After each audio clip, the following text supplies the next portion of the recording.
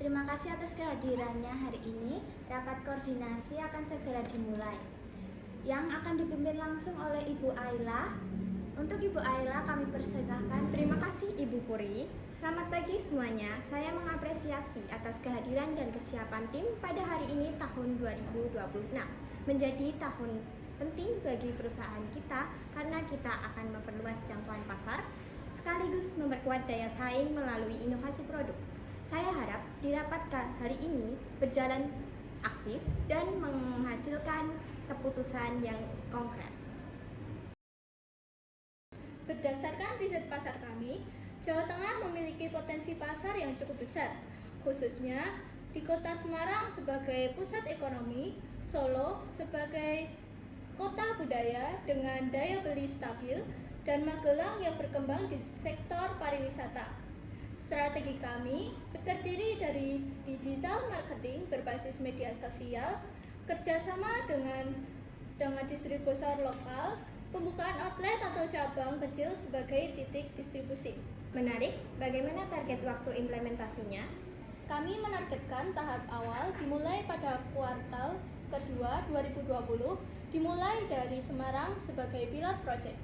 Menambahkan dari sisi humas, kami akan fokus pada pendekatan komunitas lokal. Misalnya, yang pertama, mengikuti event UMKM daerah. Yang kedua, sponsorship kegiatan anak muda. Dan yang terakhir, kolaborasi dengan influencer lokal. Hal ini penting untuk membangun kepercayaan masyarakat setempat.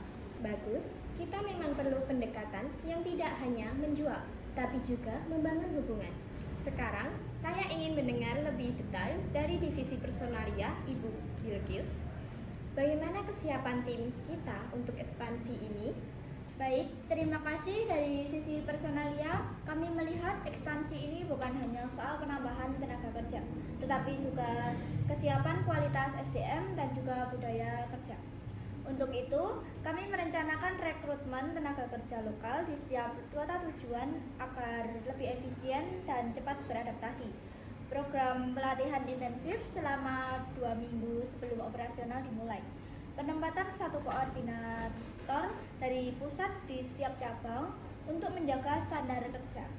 Selain itu, kami juga akan memastikan bahwa nilai dan budaya perusahaan akan tetap konsisten di semua cabang. Bagaimana dengan resiko perbedaan budaya kerja di setiap daerah? Kami sudah mengantisipasi hal tersebut dengan menyiapkan pelatihan khusus yang mencakup. Yang pertama yaitu etika kerja, yang kedua standar pelayanan, yang ketiga sistem komunikasi internal. Kami juga akan melakukan evaluasi rutin setiap bulan di awal operasional cabang. Kalau dari sisi komunikasi dengan pelanggan, apakah tim baru sudah siap? Untuk itu, kami akan bekerja sama dengan divisi humas dan pemasaran dalam memberikan simulasi pelayanan langsung, sehingga tim tidak hanya memahami teori, tapi juga praktik di lapangan. Itu penting karena kesan pertama konsumen saat menentukan keberhasilan ekspansi. Bagaimana dengan biaya rekrutmen dan juga pelatihan? Kami sudah menghitung estimasi biaya dan masih batas efisien karena memanfaatkan tenaga lokal serta pelatihan internal perusahaan.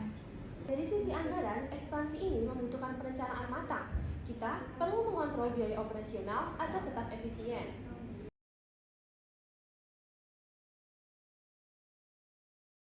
Kami juga siap mendukung penambahan tenaga kerja ke produksi secara bertahap sesuai kebutuhan. Berarti perlu koordinasi ketat antara pemasaran dan produksi.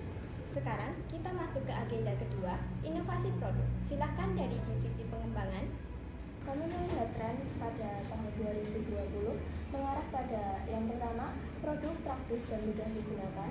Yang kedua, produk ramah lingkungan. Selanjutnya, produk dengan nilai estetika tinggi. Kami mengusulkan pengembangan produk dengan bahan yang lebih eco-friendly dan multifungsi. Dari segi desain, kami akan memperbarui tampilan produk agar lebih menarik secara visual dan sesuai dengan target pasar anak muda. Ini penting karena sekarang konsumen juga membeli berdasarkan tampilan.